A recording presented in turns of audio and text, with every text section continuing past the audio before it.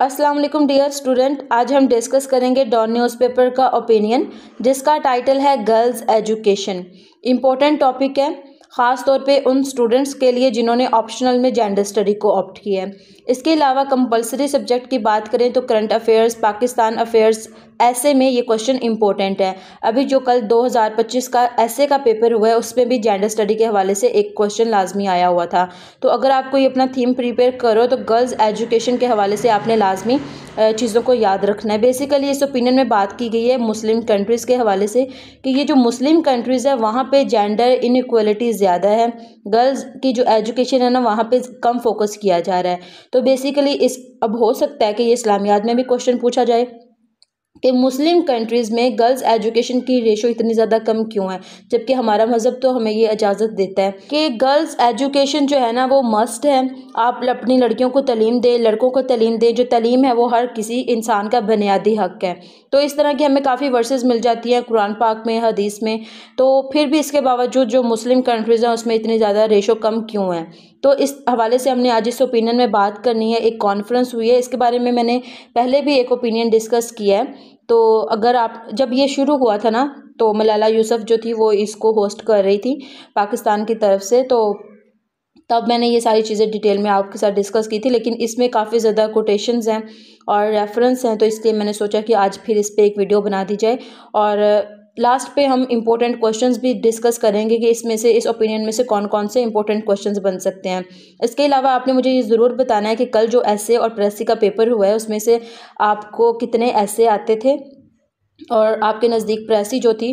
वैसे मुझे जो है ना ऐसे का पेपर ज़्यादा आसान लगा था, उसमें से 4-5 टॉपिक तो मुझे जो थे ना वो आते ही थे। लेकिन जो प्रेसी थी ना वो मेरे ख्याल में काफ़ी लंबी थी और जो पैसेज था ना वो भी काफ़ी लंबा था, तो उसको पढ़ने के लिए काफ़ी ज़्यादा एफर्ट की ज़रूरत होगी। और देखिए अब आपने ना ये तो 2025 का पेपर हुआ है, इसमें से हमने काफ़ी चीज़ें सीखनी हैं। एमपीटी के हवाले से, प्रेसी के पेपर के हवाले से देखें, जो एमपीटी का पेपर पहले होते थे ना वो बहुत इजी होते थे, लेकिन जो इस साल एमपीटी का पेपर आया वो काफ़ी टफ था और लंबी लंबी स्टेटमेंट थी। लेकिन और अभी जो हमने देखा कि जो रिटन में आया है प्रेसी भी काफ़ी लंबी आई है, पैसेज भी काफ़ी लंबा आया। तो हमने अपने आप को इस तरह तैयार करना है 2026 के लिए। अब हम करते हैं ओपिनियन को स्टार्ट और इसकी ओपनिंग लाइंस हैं। अ recently held conference in Islamabad on the aforesaid. Aforesaid कहते हैं कोई ऐसी चीज़ को जो कि पहले से मेंशन की गई हो। तो ये कॉन्फ्रेंस आज नहीं हुई बल्कि 1 महीना पहले हुई है, I think so. Aforesaid subject is a valuable move to address the appalling. Appalling कहते हैं शॉकिंग, टेरिबल, ऐसी कंडीशन को जो कि बुरी हालत में हो। Condition of girls education in most Muslim societies. अब देखिए पाकिस्तान में 2024 को एक सर्वे किया गया जिसमें पता चला कि पाकिस्तान में 22 मिलियन बच्चे आउट ऑफ स्कूल हैं। इतने ज़्यादा बच्चे जो हैं आउट ऑफ स्कूल हैं, तो पाकिस्तान में एक एजुकेशन इमरजेंसी लगा दी गई। और जब मज़ीद सर्वे किया गया तो पता चला कि इन आउट ऑफ स्कूल बच्चों में ज़्यादातर जो तादाद है वो गर्ल्स की है। कुछ लड़कियां जो होती हैं वो 5वीं तक पढ़ती हैं फिर छोड़ के चली जाती हैं, और 10वीं तक पढ़ती हैं तो छोड़ के चली जाती हैं। मतलब उनकी प्रॉपर जो ग्रेजुएशन तक ना बहुत कम लड़कियां पहुंच पाती हैं। और ये जो बच्चों का सर्वे किया गया था जिसमें पता चला कि आउट ऑफ जो स्कूल बच्चे हैं वो 22 मिलियन है और उसमें ज़्यादातर तादाद जो है वो गर्ल्स की है। तो एक कॉन्फ्रेंस की गई जिसमें काफ़ी ज़्यादा मुस्लिम कंट्रीज़ ने पार्टिसिपेट किया और इसको जो होस्ट किया था वो मलाला यूसुफ ने किया था। जब ये कॉन्फ्रेंस हुई थी मैंने इस पर एक वीडियो बनाई थी, एक छोटा सा पॉइंट हमने डिस्कस किया था इसके हवाले से। The conclusion of Clandon and his colleagues study of Muslim societies 2018 tells us what is obvious that at the global level Muslim women are less educated and have wider gender gaps than all other religious groups। कि ये एक सर्वे किया गया था और उसमें 2018 में, और उसमें पता चला था कि जो ग्लोबल लेवल पे जितने भी मुस्लिम कंट्रीज़ हैं उनका सर्वे किया गया तो पता चला कि मुस्लिम जो वुमेन है ना वो कम पढ़ी लिखी हैं, बजाय जो दूसरे मज़हब से ताल्लुक़ रखती है ना वो ज़्यादा पढ़ी लिखी होती हैं। और उनका ऐसा नहीं होता कि हमें हमारे राइट्स नहीं मिल रहे, हमें एजुकेशन तक की रसाई नहीं है और इस तरह के उनके मसले मसाइल नहीं हैं। जबकि जो मुस्लिम कंट्रीज़ हैं उसमें एजुकेशन के हवाले से या फिर जेंडर गैप के हवाले से बात की जाए तो वो ज़्यादा था। अब यहाँ पे जेंडर गैप को लेके सिर्फ पाकिस्तान के हवाले से बात की जाए तो 2024 में जो रिपोर्ट आई थी ना जेंडर गैप इंडेक्स पे, तो पाकिस्तान का जो रैंक था वो 146 कंट्रीज़ में से 145 नंबर पे फॉल करता था, मतलब इतना लो कि सिर्फ एक पॉइंट नीचे से ऊपर था सेकंड नंबर पे। तो पाकिस्तान जो है वो 146 कंट्रीज़ में से 145 नंबर पे फॉल कर रहा था, जिससे हमें पता चलता है कि पाकिस्तान में कितनी ज़्यादा जेंडर इनइक्वालिटी है। अब देखिए, ये जो मसला है ना सिर्फ पाकिस्तान में नहीं है, बल्कि जितने भी मुस्लिम कंट्रीज़ है ना, हर जगह पे यही हाल है कि वहाँ पे जो ख़वातीन हैं उनको प्रॉपर तालीम नहीं दिलवाई जा रही होती, उनके बेसिक जो राइट्स हैं वो उनको फ्राहम नहीं किए जाते। अब देखिए, अगर सिर्फ हम अफ़गानिस्तान की बात कर लें तो जिस तरह हम हर रोज़ ख़बरों में सुनते हैं कि किस तरह तालिबान ख़वातीन के साथ सलूक करते हैं, तो ऐसा लगता है जैसे वो उनको इंसान समझते ही नहीं हैं। आगे राइटर लिखते हैं, this is a predictable conclusion given our perceptions. Perceptions कहते हैं हमारे नज़रिए को, अवेयरनेस को, आइडिया को, एंड एटीट्यूड टूवर्ड्स एजुकेशन। देखिए, जैसे पाकिस्तान रैंक कर रहा है 145 आउट ऑफ 146 कंट्रीज़, तो ये इतना ज़्यादा लो है कि ये देख के कोई भी ये चीज़ का अंदाज़ा नहीं लगा सकता कि पाकिस्तान में लड़कियों के हवाले से, उनकी तालीम के हवाले से कोई भी एक्शन लिया जा रहा है। तो ये जो है ना, ये प्रिडिक्टेबल कंक्लूजन है। मतलब प्रिडिक्टेबल का मतलब होता है कि पहले से समझ आ जाने वाला कंक्लूजन है, given our perception and attitude towards education. This is regrettable. Regrettable का मतलब होता है अफसोसनाक, shameful, because we claim that education is an integral part of our faith. Faith इस तरह से कि क्योंकि हमारा जो मज़हब है उसमें ये चीज़ बताई गई है, कुरान पाक में भी, हदीस में भी, कि आप जो हो ना वो अपनी बच्चियों को तालीम हासिल करने दो। लेकिन इसके बावजूद पाकिस्तान एक इस्लामिक मुल्क है और इसके बावजूद ये इतना लो रैंक कर रहा है एजुकेशन के हवाले से, गर्ल्स एजुकेशन के हवाले से, या फिर हम कह लें कि जेंडर डिस्क्रिमिनेशन इतनी ज़्यादा है पाकिस्तान में। तो ये पाकिस्तान के लिए एक शेमफुल एक्ट है। Yet it seems that the appeal का मतलब होता है गुजारिश करना, रिक्वेस्ट करना, to religion for literacy has not always helped. अब देखें, जैसे कुछ इस तरह के सेंसिटिव इशू होते हैं, टेररिज्म, एक्सट्रीमिज़म, क्लाइमेट चेंज जैसे हो रहा था, तो मैं आपको एक लाजमी बताती हूँ कि आपने एक हेडिंग लाजमी बनानी होती है उलमा इकराम के हवाले से, कि उलमा क्या रोल प्ले कर सकते हैं इन मामलात में। तो यहाँ पे ऐसा नज़र आता है कि सारे जो मुस्लिम कंट्रीज़ है वहाँ पे एजुकेशन जो है वो गर्ल्स एजुकेशन पर फोकस नहीं किया जा रहा, और जेंडर डिस्क्रिमिनेशन बहुत ज़्यादा है। तो इससे ये चीज़ ज़ाहिर होती है कि यहाँ पे जो हमारा रिलीजन है ना वो काम नहीं कर रहा और लोग उसको फॉलो नहीं कर पा रहे। If it had most Muslim countries should have been ahead of other nations. We do not hear non-Muslim communities begging कहते हैं मांगने को, रिक्वेस्ट करने को, parents to educate their girls. अब देखिए, जब भी कोई कंपेन्स वगैरह होती है ना, तो हमने कभी भी नॉन मुस्लिम जो कम्युनिटी है उनकी कंपेन्स में ये स्लोगन नहीं सुना कि अपनी बच्चियों को पढ़ाएं, क्योंकि वहाँ पे बच्चियों को एजुकेशन दी जा रही होती है। लेकिन अगर हम मुस्लिम कंट्रीज़ में, अगर हम पाकिस्तान की ही बात कर लें, तो जैसे ही मार्च का महीना स्टार्ट होता है तो इस तरह के स्लोगन्स लोग लगाना शुरू हो जाते हैं कि आप बेटी पढ़ाओ, बच्चों की छोटी उम्र में शादी ना की जाए, उनका एजुकेशन की तरफ पूरा उनका हक है ये, और इस तरह के जो स्लोगन्स हैं ना वो लगना शुरू हो जाते हैं। तो बेसिकली राइटर कहती हैं कि ये जो मसले मसाइल हैं ना, ये नॉन मुस्लिम कम्युनिटीज़ के नहीं हैं, हमने कभी भी उनके मुँह से ऐसी बात नहीं सुनी। ये जो सारे मसले हैं ना, ये हैं सिर्फ़ और सिर्फ मुस्लिम कंट्रीज़ के। जैसे हमने अभी बात की पाकिस्तान की, और अगर हम बात करें इन्होंने छोटी उम्र में पढ़ाई छुड़वा देनी होती है और उसके बाद क्या होता है कि इनकी शादियां कर दी जाती हैं, और उसमें भी पाकिस्तान का जो रैंक है ना वो मेरे ख्याल में पाकिस्तान 5th नंबर पे फॉल करता है इस मामले में। तो आपने इस चीज़ों को इस तरह रिलेट करना है कि अगर उनकी जो एजुकेशन है, अगर वो सिर्फ 5वीं तक पढ़ी हैं तो उसके बाद क्या किया जाता है, तो उनकी जो उसके बाद उनकी शादियां कर दी जाती हैं, जो एक नया मसला पैदा कर देती हैं। तो इस तरह आपने एक मसले को दूसरे मसले के साथ लिंक करना है। Education today is essential to survive in a competitive world. It is said that weakness invites aggression. देखें, अगर आपके पास आर्ग्यूमेंट नहीं ना होंगे तो आपको गुस्सा आना शुरू हो जाएगा। जैसे पाकिस्तान में क्या होता है कि दो लोग बात करते करते लड़ना शुरू हो जाते हैं, तो वो किस वजह से होता है? क्योंकि एक बंदा दूसरे बंदे की बात नहीं सुनना चाह रहा होता, उसके पास आर्ग्यूमेंट नहीं होते। उसने कहना है कि मैं पीटीआई का सपोर्टर हूँ, उसने कहना है भाई पीटीआई वालों ने क्या किया है, तो वो कहेगा, उसको कुछ नहीं समझ आएगी। फिर उसने कहना कि तुम करते हो पीएमएलएन वालों को सपोर्ट, तो तुम क्यों करते हो, उसने क्या किया है। दोनों के पास आर्ग्यूमेंट नहीं होंगे, वो लड़ना शुरू हो जाएंगे। तो इस वजह से कहते हैं कि वीकनेस इनवाइट अग्रेशन। वैसे ये फुल कोटेशन है, लेकिन उसकी जो आगे वाली लाइन है ना वो भी बहुत अच्छी है। We maintain the peace through strength, ये इसकी अगली लाइन है। बात की गई थी, जिसने भी ये बात की थी ना वो की थी फॉरेन पॉलिसी के हवाले से कि weakness invite aggression and we maintain the peace through strength. लेकिन मैंने आपको बात समझाने के लिए इसका मतलब थोड़ा सा चेंज कर दिया है कि वीकनेस इनवाइट्स एग्रेशन, जब आपके पास आर्ग्यूमेंट नहीं होगा, आपके पास एजुकेशन नहीं होगी कि मैंने इस बंदे को अब जवाब किस तरह देना है, तो आप हाथापाई पे उतर आओगे। And any body today not armed with education is a very weak person in did, कि ऐसा इंसान, एजुकेशन इज़ अ पावर, तो एजुकेशन जो है ना जिस बंदे के पास भी नहीं है ना तो वो दुनिया का सबसे ज़्यादा कमज़ोर इंसान है। तो इस कोटेशन को आपने इस तरह रिलेट कर देना है और पेपर में भी आपने इस कोटेशन को लाजमी कोट करना है। आगे राइटर लिखते हैं, if knowledge is power the knowledgeable are invincible. Invincible कहते हैं अनबीटेबल को। ऐसा इंसान जो कि बहुत पावरफुल होगा उसको आप जो है ना उसके ख़िलाफ़ खड़े नहीं हो सकते। इन आ नॉलेज सोसाइटी, कि ये जो नॉलेज है ना, नॉलेज इज़ अ पावर, और जो नॉलेज एबल है, जिसके पास नॉलेज है ना वो अनबीटेबल है, उसका कोई भी मुकाबला नहीं कर सकता in a knowledge society. That's why girls education is very important. I am incline to think that, incline कहते हैं आप किसी चीज़ की तरफ माइल हो जाओ।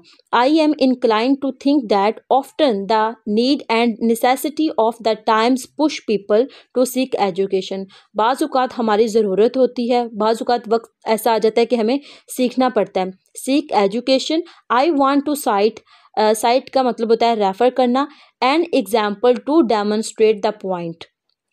डेमोन्स्ट्रेट मीन इशारा करना, जो राइटर ने ऊपर बात की है ना कि ये एक ज़रूरत है वक्त की एजुकेशन हासिल करना।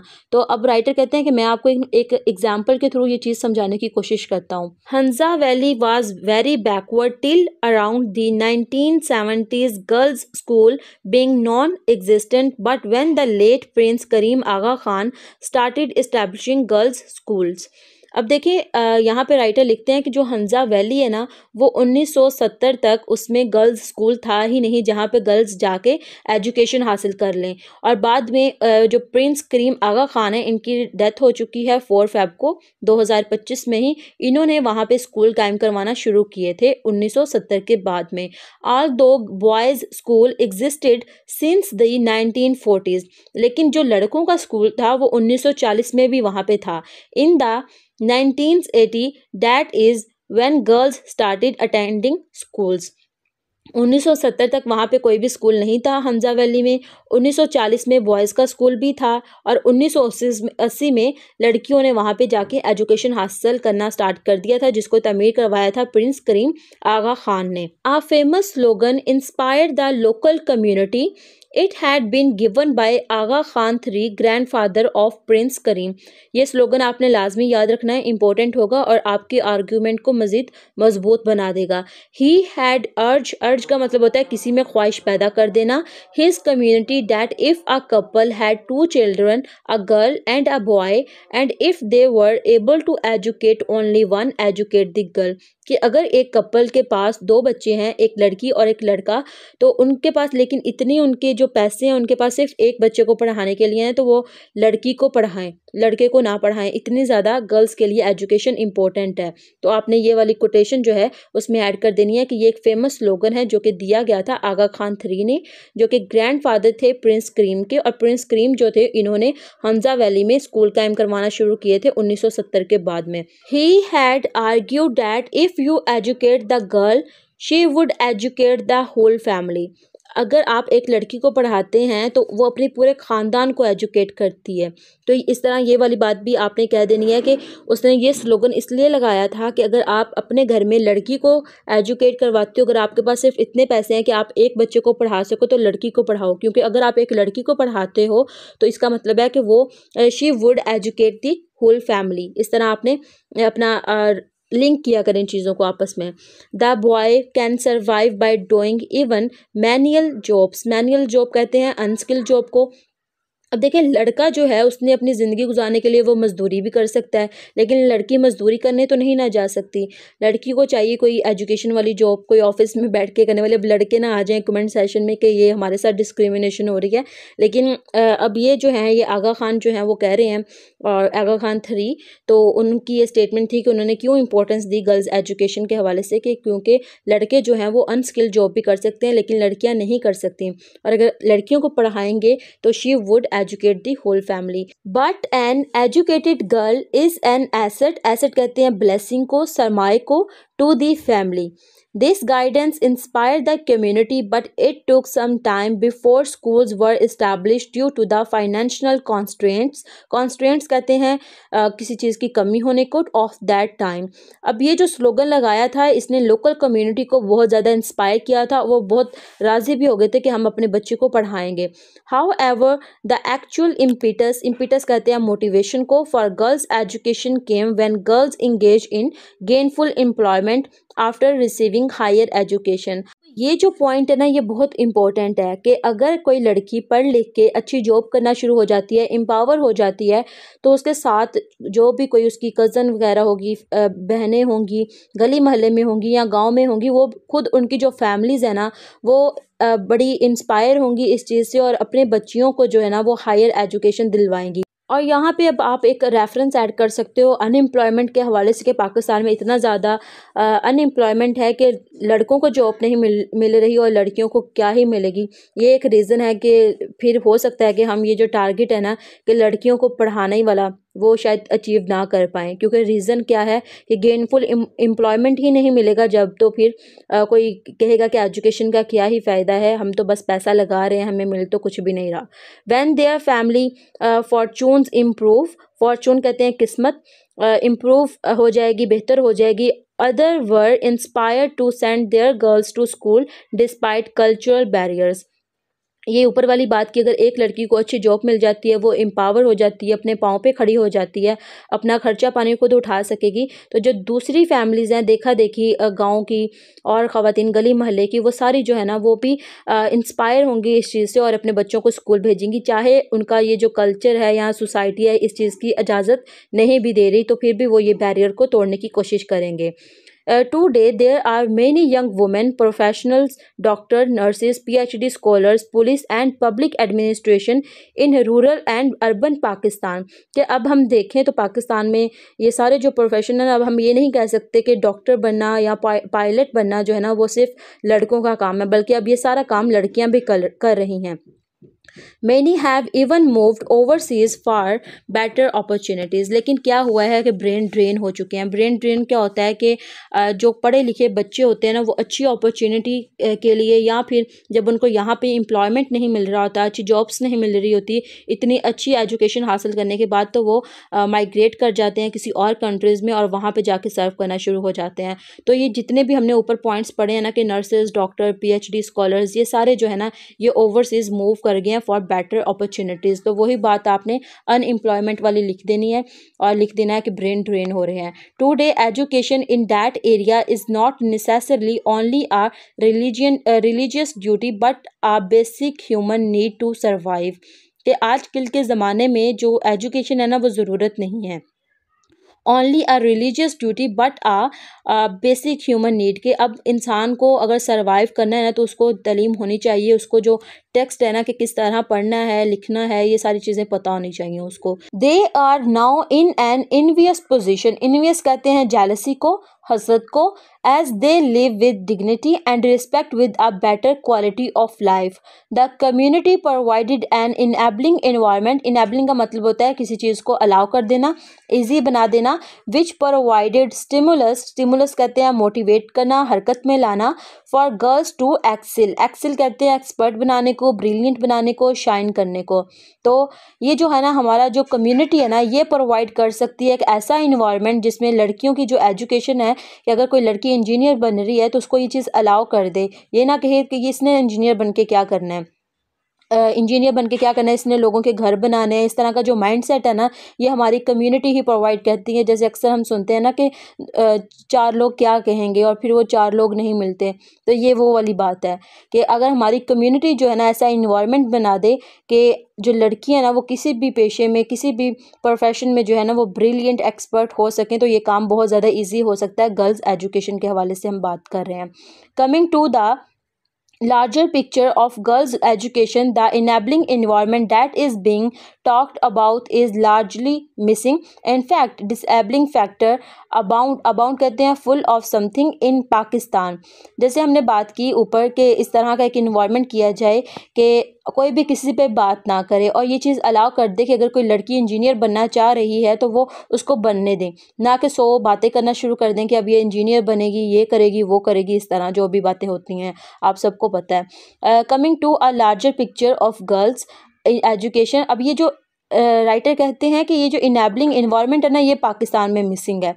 इनफैक्ट डिसेबलिंग फैक्टर बाउंड इन पाकिस्तान, लेकिन इनएबलिंग फैक्टर मिसिंग है और डिसेबलिंग फैक्टर जो है ना वो भरा पड़ा है कि अगर आपने कोई काम करना है ना तो पहले ही कह देना किसी को कि ये तो तुम कर ही नहीं सकती या कर ही नहीं सकते। तो ये वाला जो फैक्टर है ना ये ज़्यादा पाया जाता है, बजाय इसके ये किसी को हौसला देना कि अगर आपको कोई कहता है, अगर आप कहो किसी को कि मैंने अब CSS करना है, तो उसको कहना शुरू कर दो कि तुम तो ये कर ही नहीं सकते हो। तो ये जो फैक्टर है ज़्यादा है, बजाय कि आपको हौसला देने वाले लोग जो हैं वो बहुत कम होते हैं। Studies show that some of the primary disabling factor include the pathetic state of pathetic कहते हैं बहुत बुरी हालत को, state of school.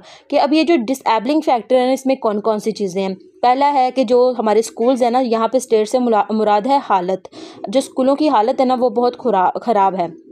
Lack of basic facilities नहीं है, जैसे फर्नीचर नहीं होगा, इसके अलावा क्या उसको कहते हैं पंखे बल्ब, इस तरह की कोई चीज़ नहीं होगी। Such as washroom, absent of electricity and lack of security specially for girls. ये सारी चीज़ें जो हैं वो गर्ल्स के लिए बहुत इंपॉर्टेंट हैं और ये फैसिलिटीज़ स्कूल में प्रोवाइड नहीं की जाती।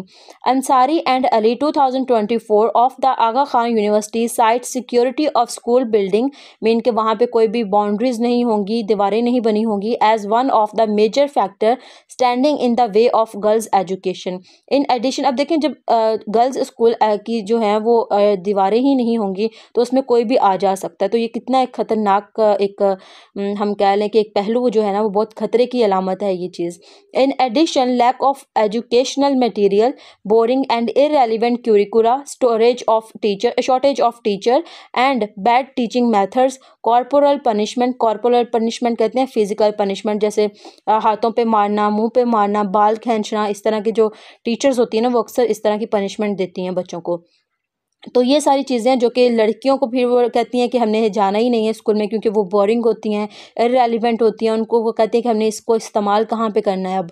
और टीचर्स जो हैं वो शॉर्ट हैं, एक टीचर जो होती हैं वो 5-5 सब्जेक्ट पढ़ा रहे होते हैं। तो ये सारे मसले मसाइल हैं जिनको हम ऐड करेंगे कि गर्ल्स एजुकेशन तक की रसाई क्यों नहीं हासिल, और आपने ये जो दीवारें नहीं होती ना स्कूलों की, इसको लाजमी मेंशन करना है।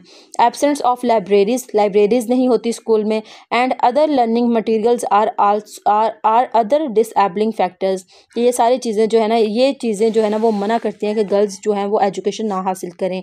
As an educator at a primary university for many years working with heads of schools and district education officers, I am inclined to believe, ये राइटर बात कर रहे हैं कि उन्होंने प्राइवेट यूनिवर्सिटीज़ के साथ काफ़ी देर काम किया है और डिस्ट्रिक्ट लेवल पे डिस्ट्रिक्ट एजुकेशन ऑफिसर्स के साथ। I am incline to believe that, incline का मतलब मैंने आपको पहले भी बताया था, इंक्लाइन का मतलब होता है कि आप किसी चीज़ की तरफ माइल हो जाओ, उसको सोचने पे मजबूर हो जाओ। I am incline to believe that all stakeholders, not just the government, parents, community leaders and particularly women need to be involved in making sure that they create an enabling environment for all children to go to and come back from schools with dignity। dignity कहते हैं शान और शौकत के साथ, कि ये जो है ना ये सिर्फ एक बंदे का काम नहीं है कि घर में अगर एक मर्द है वो सपोर्ट कर रहा है कि मैंने अपनी बच्चियों को पढ़ाना है, लेकिन मदर जो कह रही है कि वो कह रही है कि मैंने नहीं पढ़ाना। दूसरी साइड पे जो उसके दादा अबू होंगे वो भी कहेंगे कि मैंने नहीं पढ़ाना। तो ये सारी चीज़ें एक बंदे का काम नहीं है, बल्कि ये पेरेंट्स का है, कम्युनिटी का है, लीडर्स का है, गवर्नमेंट का है कि वो ऐसे इंफ्रास्ट्रक्चर बिल्ड करे जो कि लड़कियों के लिए ये जैसे हमने ऊपर पढ़ा कि दीवारें नहीं होती, इलेक्ट्रिसिटीज़ नहीं होती, इंफ्रास्ट्रक्चर बेहतर नहीं है, तो ये गवर्नमेंट का काम है, पेरेंट्स का काम है स्कूल में भेजना, कम्युनिटी का काम है कि कम थोड़ा सा क्या कहते हैं बातें कम कर लें कम्युनिटी, और जो लीडर्स हैं वो चेक एंड बैलेंस रखें। तो ये जो है ना, ये सारे फैक्टर्स जो हैं हमने इस तरह लिंक करने हैं इसके साथ। In making sure they create an enabling environment for all children to go to and come back from school with dignity. Apparently, in some tribal societies, girls' education has been perceived as being against Islam. Perceived का मतलब होता है समझना, कि अब बहुत सारे ऐसे ट्राइबल सोसाइटीज़ हैं जो कि कहती हैं कि लड़कियों को एजुकेशन जो है ना वो नहीं फ्राहम करनी चाहिए, ये इस्लाम के ख़िलाफ़ है, क्योंकि वो घर से बाहर निकलेंगी बेपर्दा हो जाएंगी, इस तरह के उनके माइंडसेट होते हैं।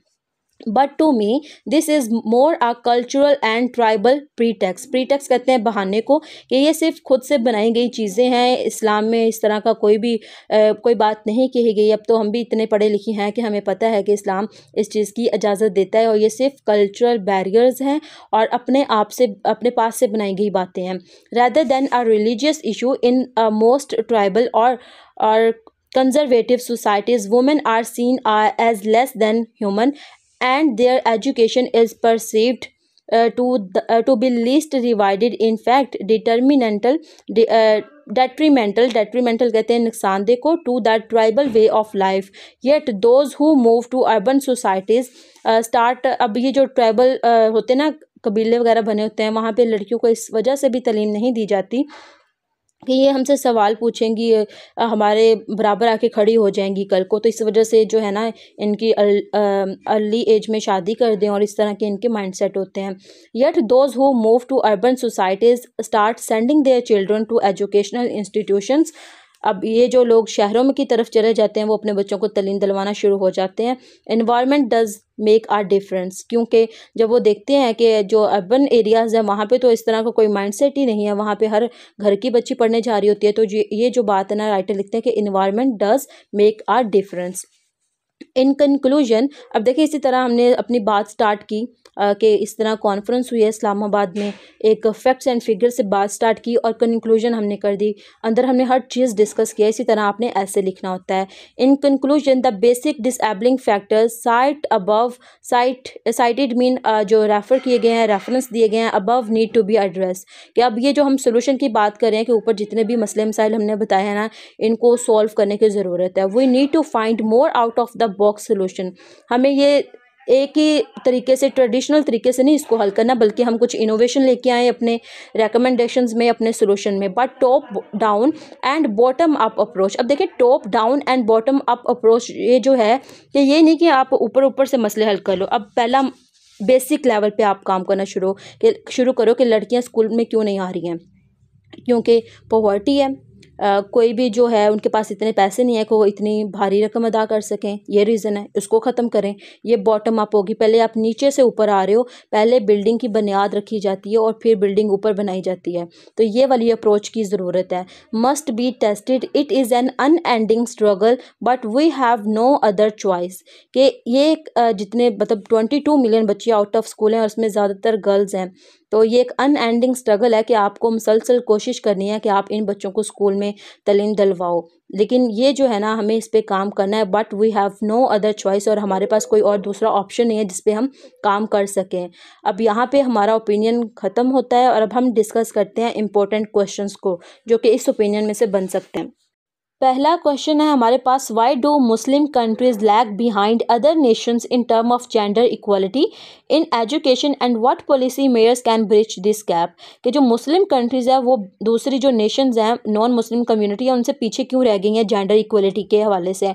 तो यहाँ पे हम अपनी बात लिखेंगे कि पहली बात कि ये जो ट्राइबल सोसाइटीज़ है ना, ये समझती हैं, उनका जो माइंड सेट है कि ये चीज़ें, लड़कियों की जो एजुकेशन है ना, ये बेसिकली इस्लाम के ख़िलाफ़ है। तो उनको यहाँ पे मौलवी कराम आएँ और उलमा कराम आएँ और उनको बताएं कि ये जो है ना, रेफरेंस लेके आएँ, ऐसे स्लोगन्स बनाएं, उनको जो है ना क्या कहते हैं उनको, लड़कियों को जब, जैसे हमने कहा कि अगर एक लड़की भी एम्पावर हो जाती है ना, तो दूसरे खुद ब खुद उससे इंस्पायर होंगे, खुद उससे जेलस होना शुरू हो जाएंगे और अपनी बच्चियों को जो है वो तालीम दिलवाना शुरू कर देंगे। तो ये सारे जो है ना, and what policy Myers can bridge this gap, इसमें सारी चीज़ें आपने ये वाली ऐड कर देनी है। और मुस्लिम कंट्रीज़ क्यों पीछे रह गई हैं, इसमें आपने वही वाली बात बता देनी है, क्योंकि इनके माइंडसेट है कि ये इस्लाम के ख़िलाफ़ है, लेकिन एक्चुअली में हमारा मज़हब, हमारा कुरान, हमारी जो हदीसें हैं, वो सारी चीज़ें ये जो बयान करती हैं ना, वो लोगों के सामने रेफरेंस के तौर पे लेके आएँ और उनको बताएं कि ये हमारा मज़हब इजाज़त देता है, उनका माइंडसेट चेंज करें। इसके अलावा गवर्नमेंट जो है वो इंफ्रास्ट्रक्चर बिल्ड करे, स्कूल की हालतों को बेहतर करे, ताकि लोग, बच्चे खुद जो है ना मोटिवेशन के साथ अगले दिन जाएँ कि हमने स्कूल पढ़ने जाना है आज। What role can Islamic scholars and religious leaders can play in promoting gender equality and women empowerments in Muslim societies? ये ऊपर वाली बात होगी कि उनको किस तरह अपना रोल प्ले करना है, ये हमने बात कर ली है कि कुरान पाक का रेफरेंस लेके आएँ, हदीस का रेफरेंस लेके आएँ, और इसके अलावा उनको कुछ स्कॉलरशिप्स दे दें, जॉब्स वगैरह दे दें। अगर कुछ भी नहीं होता ना, तो मैं कहती हूँ कि आप जो है ना वो पेशा वराना तालीम स्टार्ट करना शुरू कर दो, कि लड़कियों को स्किल्स सिखाना स्टार्ट कर दो। जब लड़कियां स्किल सीखेंगी तो वो खुद ही एम्पावर हो जाएंगी। कपड़े सीने का तरीका सिखा दें, कढ़ाई का होता है, इतने ज़्यादा काम होते हैं लड़कियों के, तो वो सब कुछ वो सीख के एम्पावर हो सकती हैं। How do culture and tribal norms in conservative societies impairs girls education and what strategies can be employed to overcome these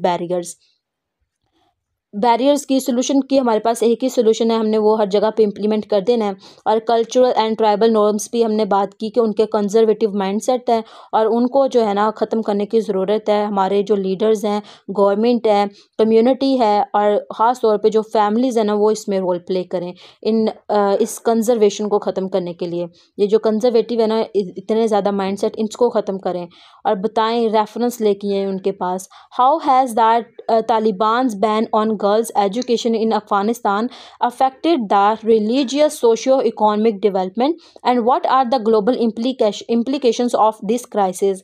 इस पे हमने बात की थी, हमने ओपिनियन डिस्कस किया था जब हमने बात की थी कि अफ़गानिस्तान और तालिबान के ताल्लुकात आपस में बेहतर होना शुरू हो गए हैं, तो इसका क्या इम्पैक्ट आएगा पाकिस्तान पे।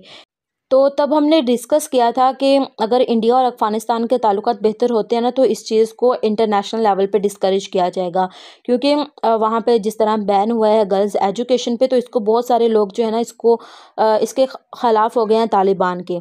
तो इसकी वजह से जो इंडिया ने इसको अपने साथ ताल्लुकात को बेहतर नहीं कर सकता, ना ही इसको करने चाहिए। तो इस हवाले से हम लिख देंगे कि जो रीजनल लेवल पे अगर हम बात करें कि जो आसपास के मुल्क हैं वो इसके बारे में ये चीज़ें सोचते हैं, तो ये हम इसमें ऐड करेंगे। What is the economic cost of denying girls access to education and how can educating girls contribute to national and global economic growth. हम बात करेंगे कि जो गर्ल्स है ना, वो सिर्फ अपने घर तक लिमिट रह जाएंगी, उनका कोई और रोल प्ले नहीं होगा, वो कोई भी आउटकम नहीं दे पाएंगी इकॉनमी को, तो इसका हमें नुकसान हो सकता है। दूसरी बात हम लिखेंगे कि हाउ कैन एजुकेटिंग गर्ल्स, हमने ओपोजिट कर देना है कि अगर उनको तालीम फराहम की जाएगी, अगर हम बात कर लें कि पेशा वराना जो है उनको एजुकेशन दी जाए, स्किल्स सिखा दी जाएगी ना, तो वो हमारी इकॉनमी में जो है वो काफ़ी अच्छे से कंट्रीब्यूट कर पाएंगी। तो ये सारी चीज़ें हमने इसको ऐड कर देनी है। सोल्यूशन एक ही होता है हमेशा, वो हमने इसमें इतने ज़्यादा ऐड कर लिए हैं। आप यही जो सोल्यूशन है, इसको मल्टीपल तरीके से थोड़ा सा मोल्ड करके ऐड कर सकते हो। यहाँ पे अब हम करते हैं अपने लेक्चर को एंड, और मिलते हैं कल एक नए वीडियो के साथ। और उम्मीद करती हूँ आपको अच्छे से समझ आई होगी इस ओपिनियन की, और क्वेश्चंस की भी आप इसको अटेम्प्ट करने की लाजमी कोशिश किया करें। अल्लाह हाफिज़।